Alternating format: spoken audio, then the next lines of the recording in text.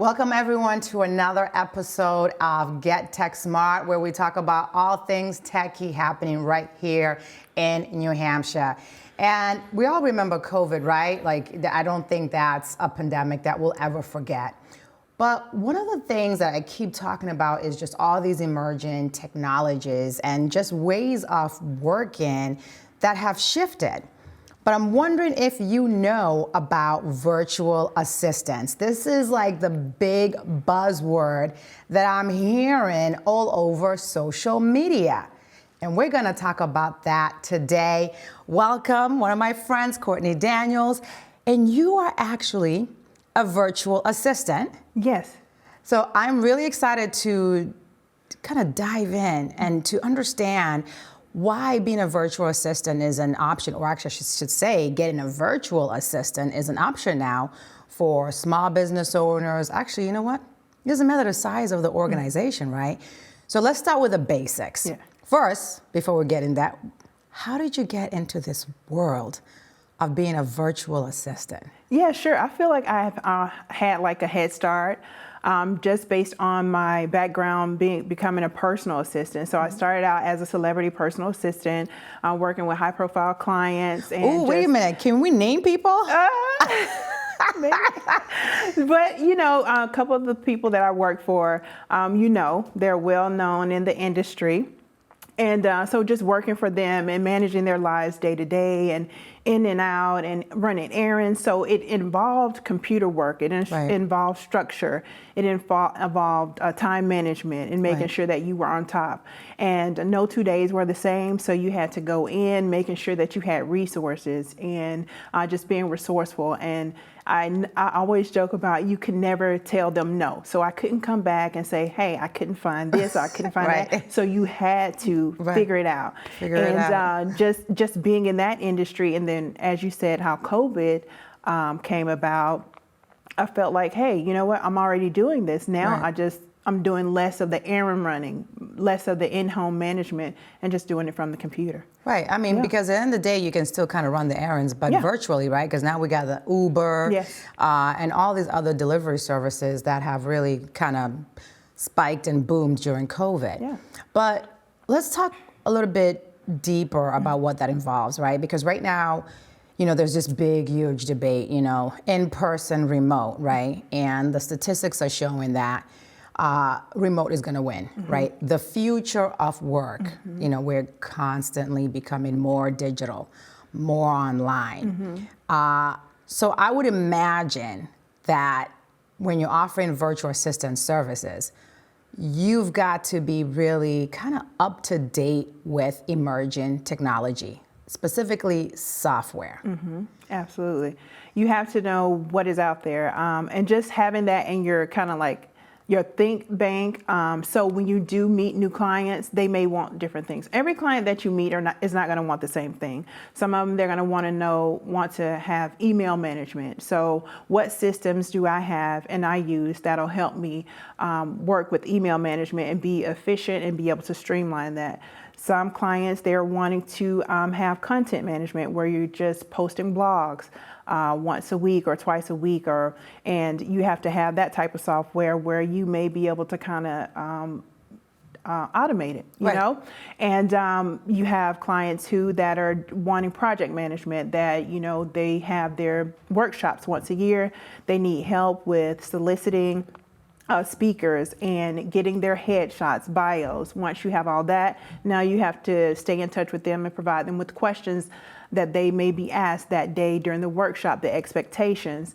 And now you're having all of these layers. How are you keeping up with, like, I have contacted this client and that client, what information do I need from them? So it's like those software programs like Monday.com, or you have Asana that you can use as well to help with project management. Right, because I was about to use that word, project management. So it seems like it's, you know, being a virtual assistant is kind of commingled with also being a project manager. But let's go back a little bit and define what it means to be a virtual assistant? Because I got so excited, I got ahead of myself here. Let's define what it is for the audience. Yeah, so a virtual assistant, most people think virtual assistants is just administrative, like data entry, you're answering the phone, sending an email, but that's a good start. That's a good starting point. If you know that you're good with organization and you're, you know, when you're wanting to be behind the scenes, you're organized, you stay on top, that is a good place to start if that's where you're wanting to get into the field. And then you can graduate into the more demanding of social media management, the project management, and calendar management. So it's levels to it. It's not just like data entry. Most people think virtual assistant, okay, data entry. Right. It's not that, but it's just depending on your skill sets and how comfortable you are with working with clients and providing them top-notch support. Right. And it makes sense, right? Because right now, just for example, with like small businesses where you're just starting out, where you're building, right? You're overwhelmed, stressed, burnt out. You can't even keep track of your calendar, let alone your emails. Wait a minute, I'm talking about myself. So that's probably like something that instead of, for example, going out and hiring, and maybe you might not be able to afford to hire somebody 40 hours a week. It sounds like hiring a virtual assistant is probably the more cost savings route to take before you want to, or if you can just stay with a virtual assistant. You might never need to hire completely somebody who's 100% full time. Yeah, absolutely. And it cuts down on operating costs as well too. You know, you don't have to worry about having an office and now you're having to train them. It's, you know, you think about those behind the scenes like onboarding processes, like who is going to train this new person to come in to help support me. And one thing that I realized with small business owners and entrepreneurs, they need support, they need a virtual assistant, but where do they start? Exactly. So it's like, when I talk to clients, my first thing is like, okay, well, I understand, I hear your needs, I hear that you need this support. How would you be able to fit me into your schedule so that you can show me what I can do to then help you? Right. And I think that's where a lot of the clients, they don't think about, okay, well, if I'm hiring someone on new, how can I add this new hire into my calendar? What does that look like for me if I'm already overwhelmed? I have no time for time. You know, I can't do anything. So I think if you're thinking about hiring a personal assistant or a virtual assistant, how does that fit into your calendar? That's the first thing that you would. I think it fits into the calendar by having them fix your calendar. Yeah. I think that's what it is. But I mean, as we kind of talk about it more, you know, most people might be concerned with, all right, this person is virtual. So that means like what? I got to give you my passwords. You got to get into my email. So then we kind of get into the whole cybersecurity and privacy, which, you know, that's, you know, the other tech world buzzword that we keep hearing about is issues with cybersecurity. So let's talk a little bit about that. Like, how do you ease prospective clients or your current clients to kind of know, like, hey, your information is 100% safe? Yeah, sure. So for me, most of my clients come through referral. So it's the warm referral. So they know, most people already know my work ethic. They know that I am a very confidential person, especially when it comes to clients and me working with them. Right. But for also too, I sign an NDA with my clients just to make sure. And hold on one second. Yeah. And she is a confidential person because at the beginning, she wouldn't even tell me the celebrities that she worked with. So proves her point. But so I just assure my clients too that, you know, by signing an NDA, I'm supporting you. I'm coming on as a partner. So just to let you know that, hey, any information that you share with me is going to be held here and it's just used for the work purposes only. Now, I would like to say that, you know, I pray that it never happens to me in reference to breaches for my clients and their information, although I've had that happen in the past just for my personal information. So I'm always making sure that any information that I share with the client, I'm making sure, like, what is it that you don't want me to share via email? What is it that you don't want me to share in print or, you know, document? I always ask the clients that. And one thing that I always do as well is come up with code names for my clients. Okay. So if the information were to get out, you wouldn't know. You wouldn't know. So that's just like an extra layer of security for me and that protection for my client. So if it ever got into cyberspace, no one would ever know because given a code name. Oh, that's awesome. Yeah. So it's probably like Mr. T, Yeah. Avengers. Yeah. No, that's fantastic. And and just for viewers to know, an NDA is a non-disclosure agreement, so it helps a lot of companies use those. That's why we struggle to ever know the recipe for Coca-Cola and the recipe for Kentucky Fried Chicken and all these other wonderful things, But I think one of the things with like security, I love how you are saying to the clients, tell me what I can disclose. Tell me what I need to hold confidential and secure. Yeah. So that right there is just, I don't know, for me, I would feel good about that. And having code names, that's even better. Yeah, and what made me come up with that, I remember working as a personal assistant. I had this one, it was a news reporter, and he knew that I was new working with the client, but I already knew who he was. He didn't know that I knew who he was, so he would kind of get close and start asking me questions like, how is such and such to work with? And I'm just like, why are you asking me these questions? Yeah. So I just came up with code names. So if I'm having conversation with someone at a table, you would never know, unless the other person knows the code name as well too. So I was like, I have to come up with something secretive that'll keep me protected because I don't want my name in the paper saying Courtney said, and then here it is. It's like, that's it. I'm out of the industry, and the industry is very tight knit like that, to where if your name gets out there about sharing any personal information, it's kind of like you're blacklisted. Yeah. Well, it is. I mean, it's the trust aspect, right? Exactly. And trust is first of all, trust is very hard to gain. It's difficult to maintain, and once you lose it, it's difficult to get it back. So so it's better to do that. So I'm just seeing everything right now in terms of like the AI boom. Yes. So much automation, efficiency, increase in productivity. But there are also some concerns, right? Because, you kind of help others if they want with social media. But we're seeing some people kind of getting in trouble.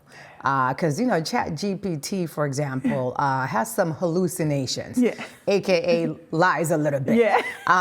So what happens like when, how do you, when you're helping your clients create content, how does that process go? Are you creating the content from scratch? Is a client saying, here's the idea I was thinking about, go make it happen? Walk us through that process, because being a social media content creator, I can tell you, is very exhausting. And trying to come up with good content that gets your audience engaged. Some days you're like, boop, up, like your content is boop, boop, boop, boop, just meaning everybody is reading it and liking it. And then some days people think you're boring. So how do you help, or how does a virtual assistant help social media marketing for either an influencer or an organization?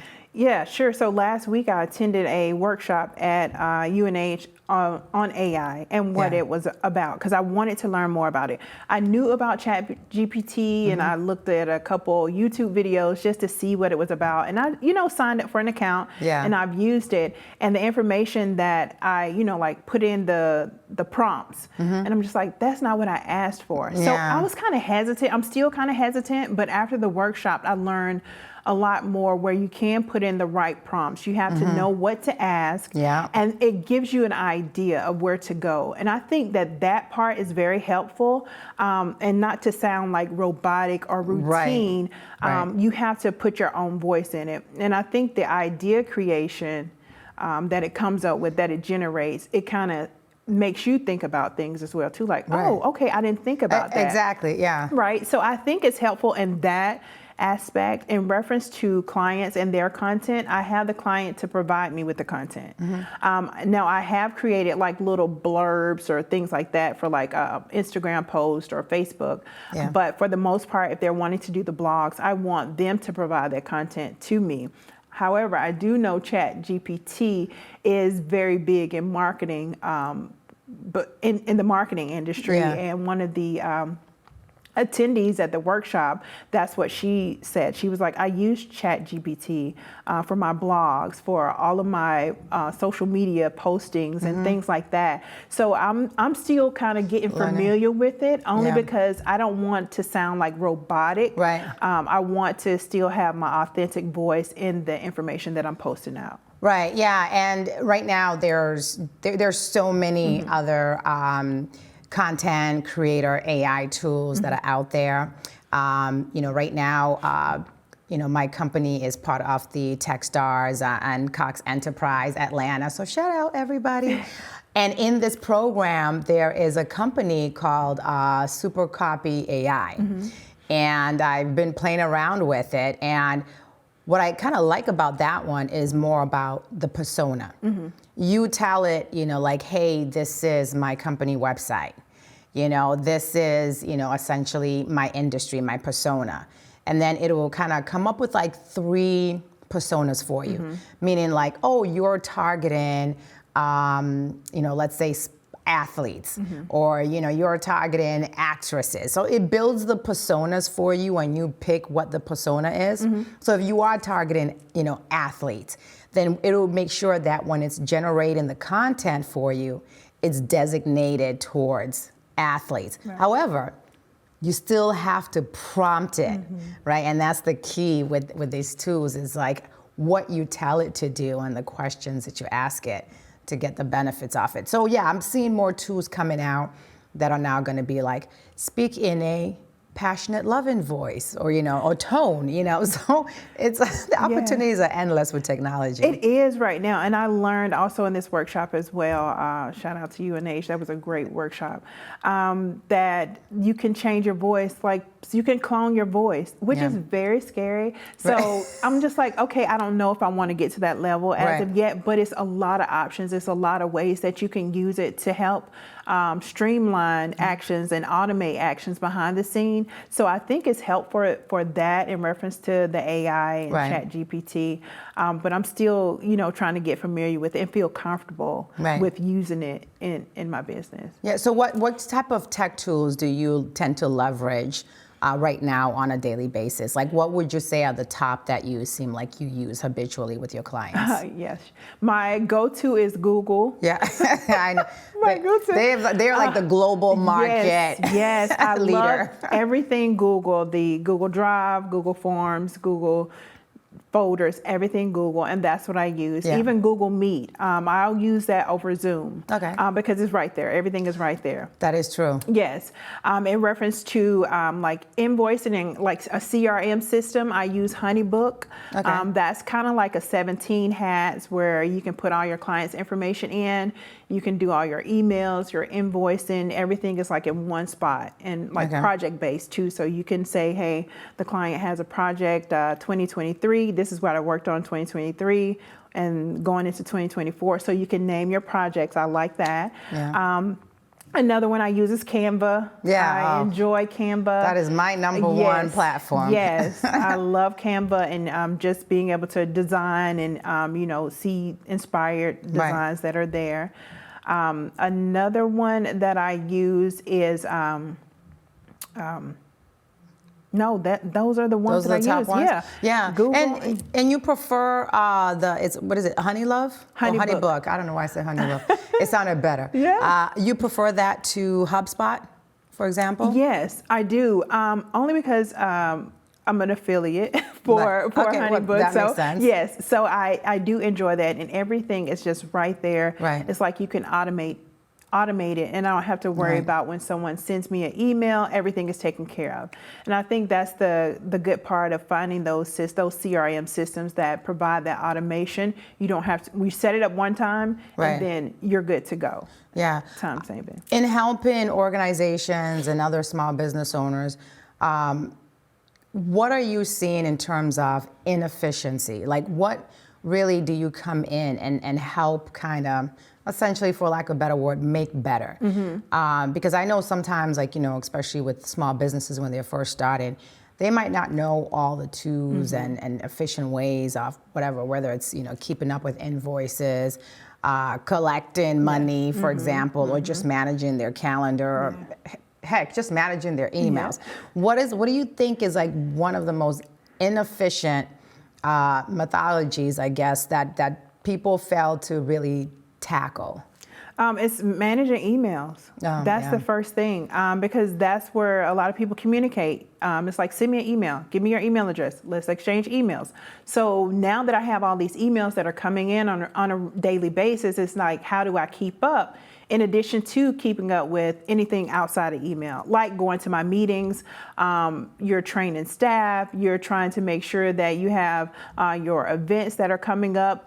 What do those look like? Do I have all that in order? So I usually start with clients and their emails saying, hey, how can we be more efficient with your emails? I'll go in and start to create tags. So if I'll see a client who has a lot of emails from McDonald's. Right.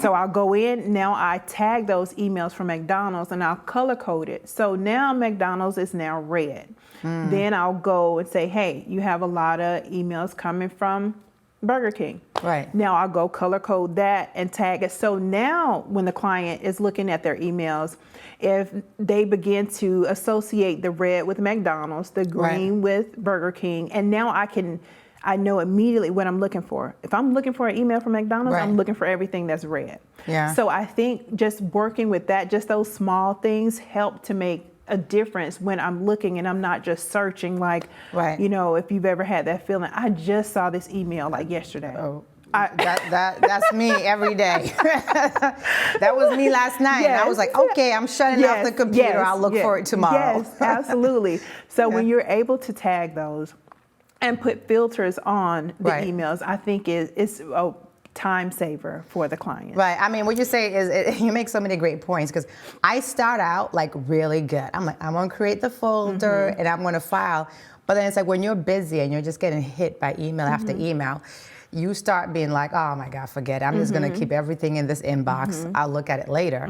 But it does create that inefficient process where, like I told you this morning, I had to do some KPIs and I couldn't find the email with the link where I needed to go dump my KPIs in. And so but then it's not just inefficiency, then you're less productive.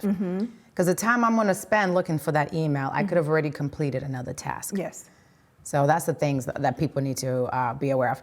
What would you say is one of the biggest misconceptions that people, and I know we kind of talked about people think it's like just the data entry and all that, but what else do you think is like one of the biggest misconceptions that people think when they hear virtual assistant that we haven't discussed so far? That most people are just kind of like starting out, like it's entry level. So when you say virtual assistant, it's like, I'm just starting out, just graduating high school. Right. This is something that I want as a side hustle, let me just tap into it. No, it's not that like that. You can find virtual assistants who have many years of experience, who specialize in certain areas, and that can provide you the support that you need. So for instance, in my case, I feel like I said, I felt like I was already ahead of the curve just working as a personal assistant because I was working on the computers. I was it's just an added layer to my responsibilities, meaning like now running errands, now you're going to meetings and things like that. It's not everything just in front of the computer. That was a part of it. But, I feel like with those years that I've had as a personal assistant, it helped to transition right into a virtual assistant because I was already doing that. Right. So we're looking at 20 plus years now if you really want to, go back to the industry. Right, and the industry is definitely growing. Yeah. I'm seeing a lot more, especially on LinkedIn, just marketing coming in from around the world. Like, hey, I'll be your virtual assistant for X amount per hour. Yes. But again, it's LinkedIn is and the marketing, from all over the world. It's like, oh my God, my head hurts. But let's talk about, so we talked about how you're helping in terms of like the calendar management, the email, and other functionalities. I never even thought, I've heard of with events, them hiring like an event manager, but I never really thought about, a virtual assistant. So let's dig a little bit deeper on that, because I think that's actually a great way for organizations to probably save money when they're setting up these events. Because now, even post-COVID, I'm seeing a lot of events that are still virtual. Yeah, absolutely. So you would have to, I would say one thing that would be helpful is to have a point of contact if you're doing a virtual event, because if you're the point of contact and you are now servicing everyone else and doing your daily activities, this event may not happen like you want it to. Right. Because, I'm having to communicate with you, and it may not be on the time schedule that you would like to see. So that's one thing I would advise, is just to have a point of contact. Now, if you have that point of contact, I can now work with that point of contact. I have someone to talk to see, okay, how many attendees are you looking for? Are you looking for panelists? What are their backgrounds? So you're asking these kind of questions, and now you're giving that assignment to me. Once I find these people, I bring them back to you. Hey, are these the people that fit your idea or your idea of the event, and you want to push forward with them? Right. Now it's just confirming and making sure that they have all the details that they need, where to show up, how to log in, these are the questions, and so on and so forth. So you're starting that from start to finish. And then once the event is over, then it's a follow-up. Thank you for participating in the event. You just have someone who is taking care of all of that for you, but you're communicating them. Right. So they're implementing everything, and you're just feeding them the instruction. Yeah, no, and having planned several events, I can tell you, planning an event is a headache, and that's putting it mildly. It's a migraine. And yeah, you're right. Trying to keep up with everybody, vendors, the location where you're holding the event, and doing it yourself, and then as well as trying to do your day to day. It can be very time consuming. Yeah, absolutely. Yeah, absolutely. No, it's definitely just recovering, just the functionalities of a virtual assistant and just the efficiencies that you bring to the table. Now, are you working across industry, or are you just like, hey, I only like to work with people in this industry, or there is no limitation? So for me, it's focusing on entrepreneurs and small business owners. Okay. Because I feel that is where they need the support. Like right coming off, you're into this, head down, and then now you become overwhelmed because you're trying to be this one-woman show, one-man show. Right. You're doing everything. But when you insert a virtual assistant, I can now take those social media tasks off of your hands. It's like, hey, how often do you want to post? What is it that you want to post? Do you have promotions that are coming up? Right. If so, let's get these scheduled. Let's look at this social media marketing calendar, get everything scheduled for the month or the 3 months, just looking out 3 months. And now you don't have to worry about does anybody know my business exists? Right. Because if I'm doing it, people may not know my business exists. But if I hire a virtual assistant, I now have that engagement. I now have that awareness on social media, and people can say, hey, this is a new business, something that I was looking for. Let's try it out, because you have that support now. Right. And would you help people, especially where you're working with the small entrepreneur startups, would you help in a way of, for example, getting them as a guest on a podcast, or trying to get them a speaking engagement, for example? Yes, I have done that. One of my clients, I helped her with a book launch, and now that was awesome. It was very fun to do that. I really enjoyed that. I got a chance to be able to listen to the meeting so I could understand. I mean, I didn't know anything that was going on. I'm just there. Right. I'm just here. Right. So, but I helped execute the fulfillment of I say influencer boxes. So she wanted to send out the book in boxes to her clients that she had that were kind of well-to-do in the industry, top names, had a lot of followers. So we created these boxes. It included her book in addition to all women-owned products. Oh, wow. So this was masks, it was deodorant, it was cards, it was just a nice gift box. And I designed the box, which I was excited about, and I got to send it out to all of these influencers and ask that once you receive the box, do an unveiling on video, and then you share it on social media. Now she has these contacts that are in front of their audiences, right. and they know about her book. So that was fun.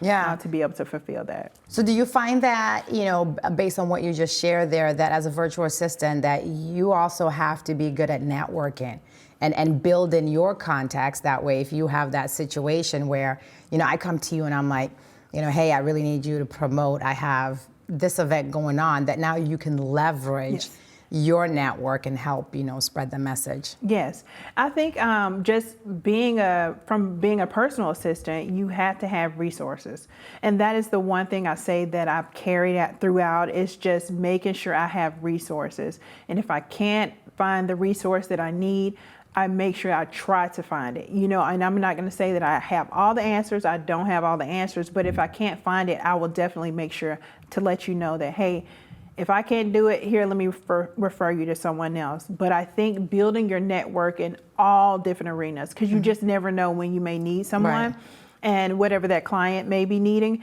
And it feels so good to be able to provide them a resource that they're looking for, that they're like, oh my gosh, I've been looking for someone for 3 months or 4 months or whatever it is. And now you're able to provide that. That makes me smile. Even though it was no exchange, it was no you didn't pay me for that. It's no type of, work. It's just I was able to help because that's something that you were seeking. Right. But that helps, right? Because now it's like that is fresh in that person's mind, and that could potentially be a referral, for another client as well. Yeah, absolutely. Yeah, so it's building that, reputation, which I think is really critical. Mm-hmm. So for the small businesses and entrepreneurs out there, I'm sure everybody's like, oh my God, I never thought about this. But not everyone out there is going to be a good virtual assistant. Yeah. So how do they weed out? Like I mentioned on LinkedIn, I'm getting all that massive marketing coming in. Mm-hmm. And people also have to be very cautious, right? Mm-hmm. Who they share, their information with and hire. What tips would you give for weeding out? Of course, they can call you, but what tips you give for people weeding out virtual assistants, and how to be cautious before they start giving somebody their logins and passwords? So for me, it's very important. I keep pushing my glasses up. It's very important to have a consultation with the client, and then you can talk to them and see if they know what they're talking about, if this is just something that they're just trying to do for today and tomorrow, and then, take your information and run with it. Right. Hopefully not. Hopefully that doesn't happen, but you still have people out there. Like you say, you have to be cautious. You can talk to them. You'll know if they know their stuff. When you're speaking with them by the questions that they're asking. You want to know, are they asking questions like, okay, what are you doing now? Tell me a little bit about your day-to-day. What does that look like?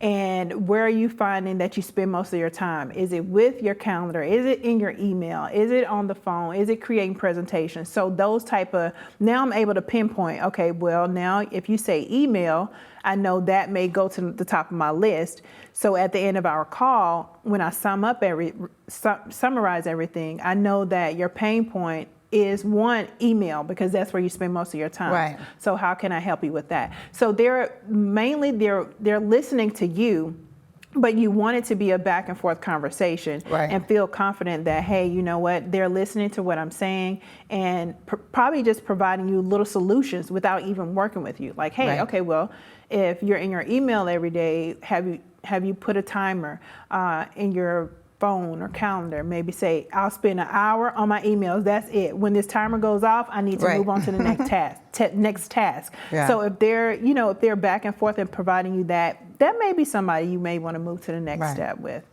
And, and referral probably, like you mentioned, your biggest source of business is people that you've already worked with that refer new people. Yes. So that's probably. Do you think that's probably one of the questions? I need to speak to one of your clients, for example. Although actually, no, they wouldn't say that because you are sworn not to ask for that information or reveal that information. So scratch that. But you can do references though. That's why it's important too, like if they have a website, to look at their testimonials and to see what the client's pain point was and how they were able to solve it. And if it's something that you like, oh, okay, that's my same pain point as well, they may be able to help me as well. So it's very important to have those testimonials up, and you can ask for references that really can be still private without revealing the client, but it's still a reference from the source. And do you have the bandwidth where you are able to work with more than like one client? Like, what is your cutoff for you? Because at the same time, like, you know, you don't want to be burnt out. Yeah, absolutely. So in the beginning, it was like, everybody welcome. Right. You know? Because this is something that you're passionate about doing. You want to help, you want to be able to help everybody. Right. But after you start working in it, and it's like, hey, you know, now I have to kind of monitor my time. You're breaking it up during the day, like, you want to stop by a certain time because now if you have a family, they're important as well too. Right. You don't want that to run over into your evenings, and now you create those habits to where I'm working after 4 o'clock, I'm working after 5 o'clock, and I'm working at the basketball game. I'm working at, you know, you don't want to do that. You want to create your business hours and stick to that as strictly as possible. So now I say comfortably, I can work up to maybe like 4 to 5 clients, depending upon what it is that they need, right? So if I still have a couple of clients that I still do personal assistant work for, and then that'll allow me some time to do virtual assistant because I can schedule accordingly. So I say 5 is maybe the cutoff without me going insane. That makes sense. Yeah.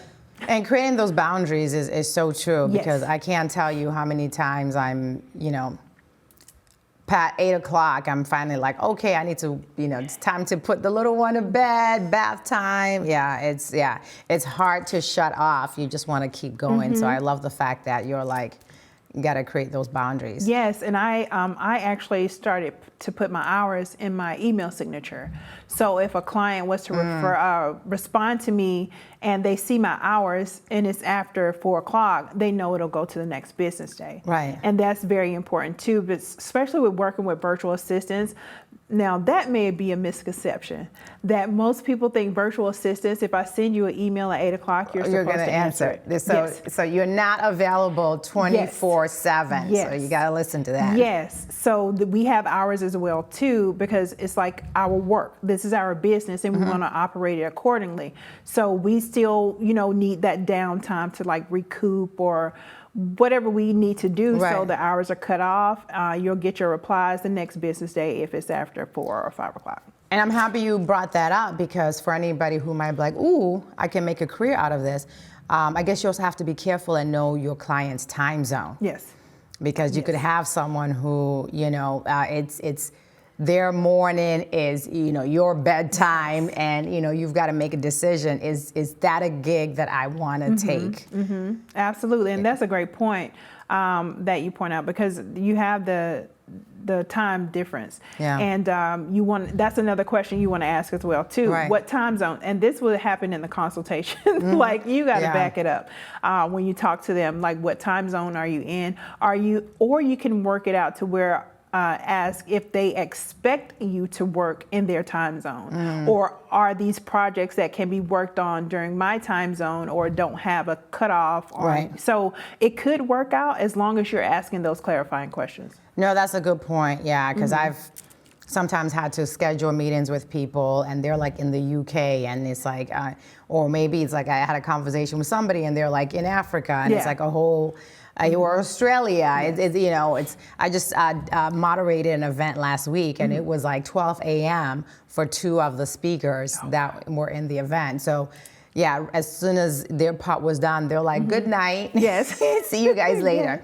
So I think the time zone is really critical. Yes. So what else have I not covered today that you think is really essential for the audience to know, specifically people out there who are small business owners, entrepreneurs, startups, whatever the buzzword you want to use?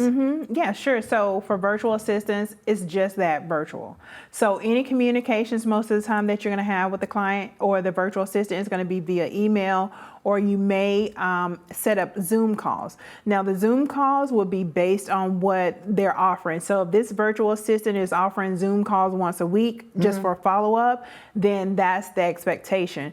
But don't expect the client, don't expect the VA to be like in person all the time. Like I can call you up on a meeting just right away. You know, like, oh, let me just call you up. No, the meetings have to be scheduled. For me, I like to offer when I'm working with a client, I do an onboarding. The first month we meet once a week just to make sure that we're on the same page. I'm understanding. And going into the second month, then we go via email. But you do have the option if you feel like you have a project that's coming up or you need to give me more information to get something done. I don't mind scheduling a meeting as long as you let me know at least 2 weeks ahead of time so I can put that in my calendar. But there is a schedule and the boundaries that need to be respected. And that needs to be laid out up front from the VA, just so that they can know that, hey, if I'm working with you as a client, you can't call me at 8 o'clock at night and expect me to pick up. Although I am virtual, it would be next business day. Don't call me at 2 a.m. because I'm snoring in my bed. No, I think that's a great point that, you know, the scope of the relationship really needs to be defined at the beginning. So, you know, before you run and Google virtual assistant, you need to understand what it is that you need. You know, what are the duties and the tasks that you need completed? And as well as understanding that this person is not available. This is not 7-Eleven, you know, they're not going to be open 24/7. So be conscious of that. And there might be people who are like, hey, I'm, you know, available 24/7. Just understand, you got to speak to, you know, each person, understand what they're offering for services. So I think that's really good tips to understand. And I like the fact that you included there that, you know, I'm not just going to be talking to you like every morning we're having a huddle call and we're doing Zoom. It doesn't work like that. I think that's another misconception that you just covered, you know, that I'm not, hey, I need you to pick up, I'm calling you. You know, so I could literally schedule and say, hey, listen, every Friday, I just want you to go in my emails and just create folders and sort everything for me. And I'm good. Yeah, that's perfect. Yeah, you can do that. And another thing I wanted to point out as well too, in reference to the calls, it depends on the project. I want to put that in the fine line, the fine print. The fine print. It just depends on the projects. But if it's standard, then, you know, you're not calling me like a morning meeting on Monday. Another thing too that I want to share with small business owners and entrepreneurs, and I think you touched on this as well, is when you need a virtual assistant, okay, you know that. So what projects, when you get ready to hire this virtual assistant, what projects will they work on? So it would be helpful to kind of like write those things out. So when you do have that consultation, you're not taking a month or 2 months to now put together the things you need assistance with. You already can roll that out. And now you're beginning to implement onboarding a virtual assistant because you need the help. You really need the help. That makes sense. You don't want to wait 2 months. Now, 2 months later, you could be, you know, like super stressed out and you don't have time. But do it while you're thinking about it. Write down everything. So after the consultation, you can send it over to the virtual assistant and say, hey, this is where we can start. Give us some starting points, as opposed to, I need a virtual assistant, and I hang up and I don't hear from you for 2 months. Right, no, and that makes sense because it also helps the virtual assistant understand the bandwidth and their availability to you, right? Because you might need somebody, you know, 5 days a week, and the virtual assistant might only be available to help you 3 days a week. So that communication, just being really clear and concise from both parties, you know, their availability and what's needed, I think is crucial to having a successful client and, you know, virtual assistant relationship. Yes, absolutely. So, absolutely. And the etiquette of email. I want to say that as well, too. Email etiquette. Email etiquette. You have to just remain professional at all times. If if you're my client, although I know you outside of work, it would still be professional 9 to 4. And that's one thing that I think some people may get crossed as well too, that just because I know you outside of the professional realm, I can talk to you as a friend, or I can talk to you as a homegirl or somebody that I hang out with. You know, you want to keep it professional at all times, because this is business. Right. These are business hours, and you're talking about your business, I'm talking about my business, and I want it to just be translated that way during business hours. No, that's a great point. Keep the relationship personal after hours. That's on you guys to decide. Yes. Well, this has been fantastic. I mean, this has been a great breakdown. Like I said, I'm definitely seeing an increase in this market for use of virtual assistants, and it makes sense, right? There's so many like cost savings benefits for especially small business owners who are not ready to, fully onboard a whole team of people to help them out. Any last words for the audience? No. Well, if you want to learn more about Virtual Assistant, you can check out my website at CourtneyDaniel.com. I'm open to receive any questions that you may have, or provide you with any resources that you may need. And thank you so much for having me. This was wonderful. No, this was a great conversation. I actually learned more stuff that I didn't even know about Virtual Assistant, and I'm sure the audience will appreciate that as well. So thank you, Courtney, for being here. And thank you to everyone else from home. Stay tuned for more episodes of Get Tech Smart.